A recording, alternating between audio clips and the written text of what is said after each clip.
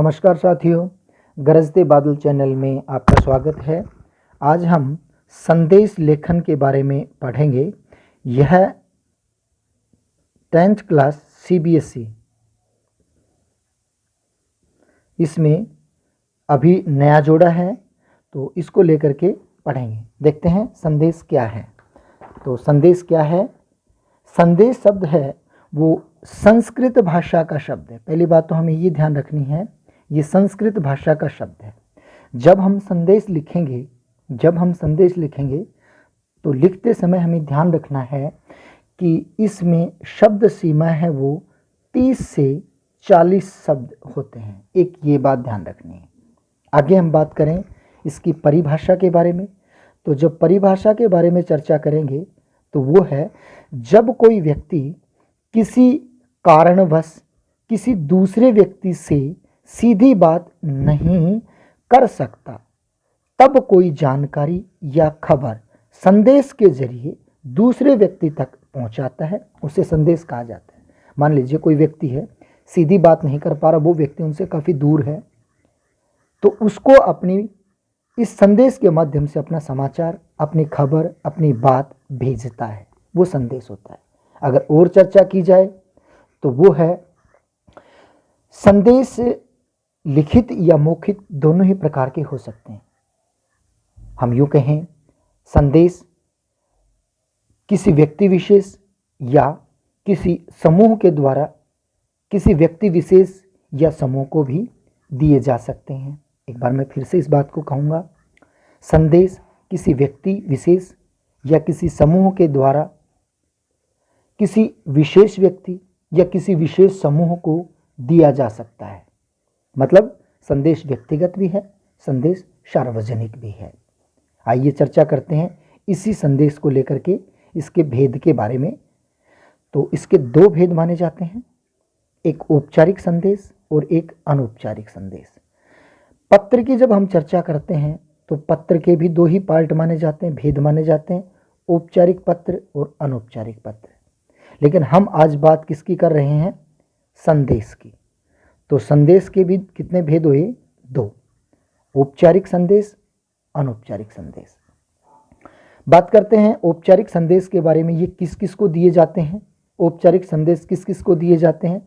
तो औपचारिक संदेश हैं ये अपने नज़दीकी प्रियजन, जिसमें हम यूँ कह दें अपने मित्रजन, परिवार के चाचा ताऊ, माता पिता, दादा दादी, नाना नानी, अपने मित्र, अपने यारे प्यारे रिश्तेदार, बुआ फूफा, जीजी जो भी हैं, अपने प्रियजनों को, अपने रिश्तेदारों को जो संदेश दिया जाता है वो बोला जाता है औपचारिक संदेश।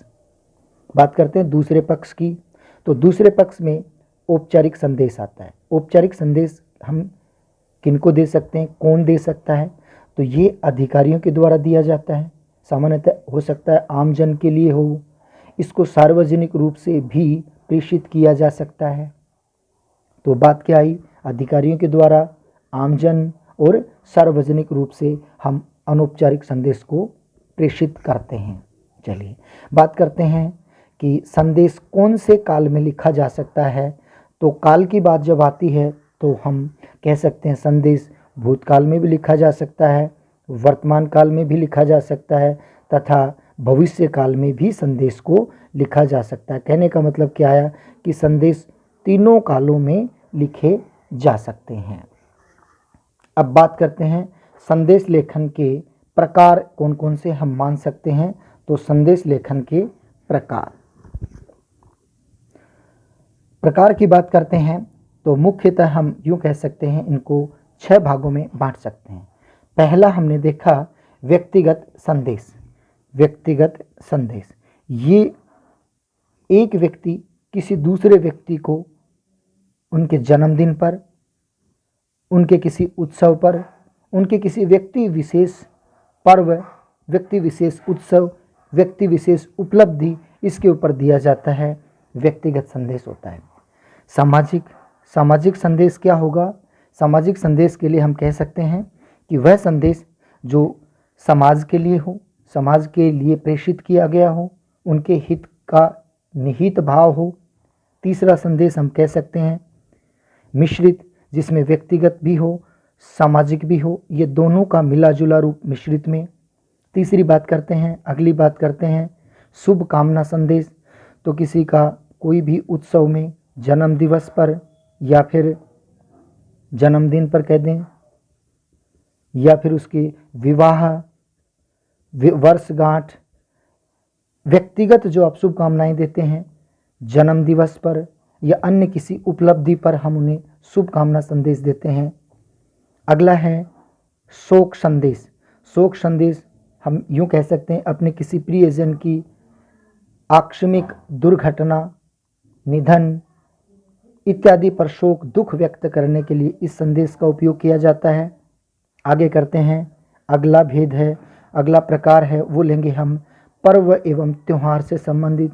होली, दीपावली, ईद या अन्य कोई भी गुरु नानक जयंती या अन्य किसी भी बड़े उत्सव पर जो त्यौहार पर, उत्सव के लिए जो आप संदेश देते हैं वह संदेश कहलाता है पर्व त्यौहार संदेश।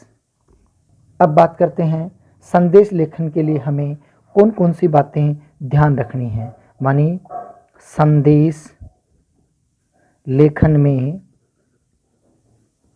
हमें कौन कौन सी बातें ध्यान रखनी चाहिए, तो हमें कौन कौन सी बात ध्यान रखनी चाहिए उनको हम यहाँ देखते हैं। अगर ये हम पढ़ लेते हैं तो इसके बाद में हमारा संदेश लेखन वाली जो चीज़ रहेगी वो कतिपय गलत नहीं होगी। पहली बात है, संदेश जब भी हम लिखेंगे तो हमें उस संदेश को या तो बॉक्स में बंद करना चाहिए या किसी गोले में बंद करना चाहिए या फिर कोई आयत भी आप बना सकते हैं उसमें बंद करना चाहिए या किसी वर्ग में या अन्य कोई भी आप ले सकते हैं। इसमें आपको संदेश लिखना चाहिए। वो उस संदेश की विषय वस्तु लगभग निर्धारित कर देती है कि आपको इसको बॉक्स में लिखना है, गोले में लिखना है, आयत में लिखना है या वर्ग में लिखना है। जैसे जन्मदिन इत्यादि का जब हम लिख रहे होते हैं तो गोला अगर बना देते हैं और उसमें लिख देते हो तो वो ज़्यादा प्रभावशाली दिखता है। लेकिन अगर कोई संदेश और बड़ा है, जैसे 15 अगस्त है, 26 जनवरी है और देश के प्रधानमंत्री या देश के कहते हैं राज्य के मुख्यमंत्री या राज्यपाल के द्वारा अगर कोई संदेश दिया जाता है, मैं आगे इसका उदाहरण प्रेषित करूंगा, आपके सामने रखूंगा, उस समय आपको पता चल जाएगा, तो वो हमें कॉलम में देना चाहिए। बधाई इत्यादि संदेश हैं, उनको इस संदेशों को मतलब संदेश की स्थिति को देख करके हम ये निर्धारित कर सकते हैं कि अपने को कॉलम में देना है। ये अनिवार्य नहीं होता कि उसको कॉलम में ही देना है या उसको गोले में ही देना है, ये आप अपनी इच्छा के अनुसार निर्भर करता है, आपकी इच्छा पर निर्भर करता है। दूसरी बात है, संदेश जब हम लिखेंगे तो सबसे पहले हमें सबसे ऊपर संदेश किससे संबंधित है वो आपको ऊपर लिखना है। सबसे पहले ऊपर अपने को क्या लिखना है, संदेश कैसा है, शोक संदेश है या फिर कोई खुशी का संदेश है, शुभ कामना का संदेश है, जन्म दिवस का संदेश है या कोई अन्य है। तो ये हमें सबसे ऊपर संदेश लिखा जाता है, तो सबसे ऊपर सबसे पहले इसी को लिखा जाता है। आगे बात करते हैं, इसमें शब्द सीमा के बारे में हमने सबसे पहले ही चर्चा कर ली थी। वो क्या था कि इसमें शब्द सीमा 40 शब्द अधिकतम, कम से कम 30 शब्द और अधिकतम शब्द सीमा हम कह सकते हैं 40 शब्द रहनी चाहिए। और इसमें कोई ये विशेष नहीं है कि 40 ही रहें, अगर 2-5 शब्द अधिक या कम रह जाते हैं तो इसमें कोई त्रुटि या का विधान नहीं है, ये एक सीमा है। अगली बात हम करते हैं, संदेश लिखने वाला जो भी है अंत में हम संदेश लिखने वाला जो भी है अंत में हम क्या करते हैं, उस प्रेषक का नाम ये लिखते हैं। अगर मान लीजिए प्रधानमंत्री है, राष्ट्रपति है, तो हम क्या कर देते हैं, पद नाम कर देते हैं। तो ये नाम या पद नाम, व्यक्तिगत है तो उसमें क्या आ जाएगा, नाम आ जाएगा, और सार्वजनिक रूप से है या कोई अधिकारी लिख रहा है तो वहाँ क्या आ जाएगा, पद का नाम आ जाएगा।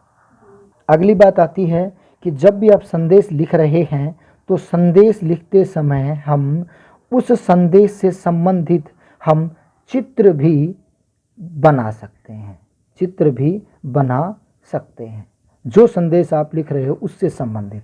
जैसे हम यूँ कह दें कि भाई 15 अगस्त या 26 जनवरी पर राष्ट्रपति या प्रधानमंत्री महोदय हमें कोई सार्वजनिक रूप से कोई संदेश दे रहे हैं, तो हम क्या करेंगे कि जैसे तिरंगे झंडे का हमने चित्र बना दिया, तो तिरंगे झंडे का चित्र बनाया आपने, आप इस साइड में इस कॉर्नर पर आप तिरंगे झंडे का चित्र भी आप बना सकते हैं। और वो चित्र है वो इसलिए नहीं कि आवश्यक होता है, वो क्या है, वो प्रभावशाली बनाने के लिए आपने किया है। उस अपने विषय को, अपने संदेश को प्रभावशाली बनाने के लिए आपने क्या कर दिया, एक तिरंगे झंडे का आपने चित्र बना दिया। तो इससे क्या लगेगा, ये अपना और ज़्यादा प्रभावशाली हो जाएगा।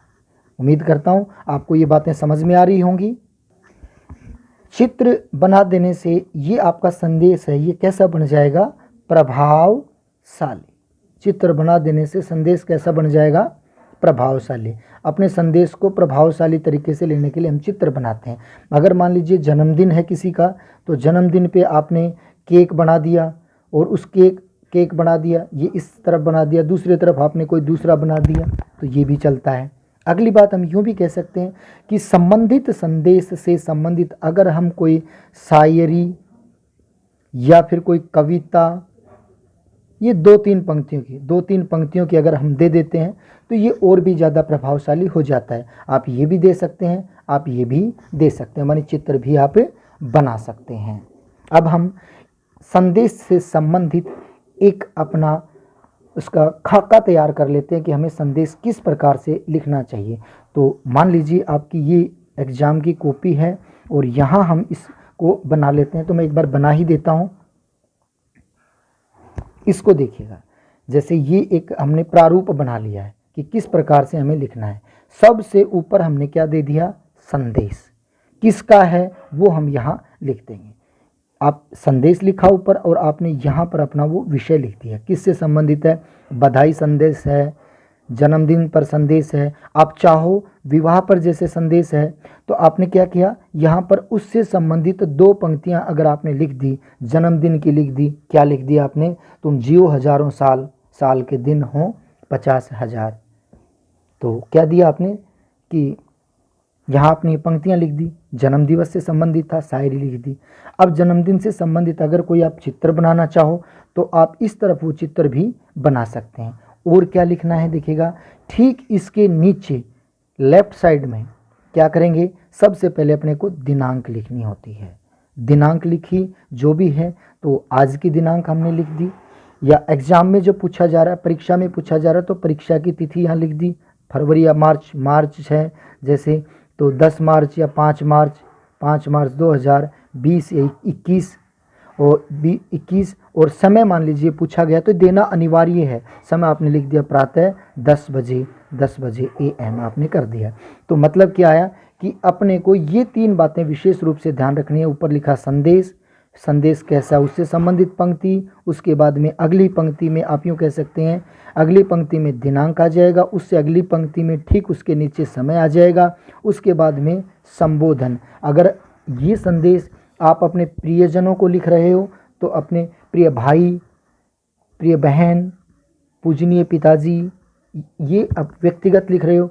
अगर मान लीजिए कोई सार्वजनिक है, देश के लिए लिखा हुआ है, प्रधानमंत्री महोदय लिख रहे हैं, तो क्या कर देंगे, संबोधन के लिए आप क्या कर देंगे, समस्त देशवासी हम लिख लेते हैं यहाँ पे। जैसे प्रधानमंत्री के द्वारा क्या कर दिया, समस्त देशवासी यूँ कर दिया। व्यक्तिगत है तो जो हमारा संबंध है उसके साथ, जैसे पत्र में हम लोग लिखते हैं, ठीक उसी प्रकार से प्रिय बहन, पूजनीय पिताजी, जैसे भी जैसा संबंध है उसके अनुरूप क्या किया कि संबोधन के लिए आपने दिया अपना जो संबोधन है वो। उसके बाद में इन पंक्तियों में हमें अनावश्यक शब्दों से बचना चाहिए। अनावश्यक शब्द का मतलब क्या आया, मैं यहाँ सकुशल हूँ, आपकी कुशलता चाहता हूँ, कोई ज़रूरत नहीं। तुम अच्छे हो, अच्छे पढ़ रहे हो, अच्छा प्रयास कर रहे हो, इनकी ज़रूरत नहीं। संदेश जब लिखा जाता है तो जो विषय दिया गया है, जिससे संबंधित है, सीधा उसी विषय पर ध्यान रहता है। इस विषय से नहीं भटकना होता, विषय से भटकना नहीं है, सीधा अपने विषय पर ही जाना। अनावश्यक बातों से हटना है, बचना है। कम से कम शब्द और सार गर्भित शब्दों का प्रयोग इसमें करना है। तो क्या देखा आपने, संबोधन, उसके बाद में सीधा लिखा आपने। तो सीधा लिखा जैसे मान लीजिए प्रधानमंत्री के द्वारा दिया हुआ संदेश है, 15 अगस्त या 26 जनवरी पर जैसे संदेश देते हैं, तो क्या लिखेंगे हम यहाँ पर, देखा, समस्त देशवासियों को स्वतंत्रता दिवस की हार्दिक शुभकामनाएं, ना। आइए हम सब मिलकर के देश के इस पावन पर्व पर देश के चहुमुखी विकास के लिए हम अग्रसर होते हैं, बहुमुखी विकास के लिए अग्रसर करने के लिए दृढ़ संकल्प होते हैं। इस तरह से आपने वो चीज़ें यहाँ दे दी। और यहाँ दे दिया आपने पद का नाम। अब देखो, नाम यहाँ देने की जरूरत नहीं पड़ेगी, यहाँ के दे देंगे नीचे प्रधानमंत्री, राष्ट्रपति, महामहिम राष्ट्रपति, राष्ट्रपति, जैसे भी करके आपने यहाँ पर दे दिया। उम्मीद करता हूँ आपको ये वाला पार्ट पसंद आया होगा और आगे के वीडियो भी लगातार आप लोगों को उपलब्ध होते रहेंगे। और धन्यवाद।